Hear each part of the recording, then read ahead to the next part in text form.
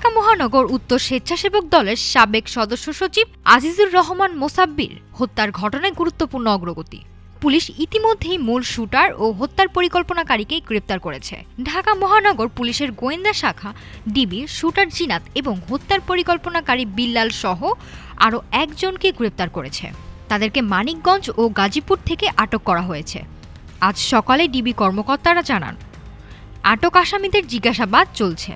পুলিশের একাধিক টিম এখনও ঢাকার বাইরে অভিযানে রয়েছে এবং ঘটনার সঙ্গে যুক্ত সন্দেহভাজনদের খুঁজছে। এই ঘটনায় গুরুতর আহত হয়েছেন কারওয়ান বাজার ভ্যান চালক সমিতির সাধারণ সম্পাদক আবু সুফিয়ান মাসুদ।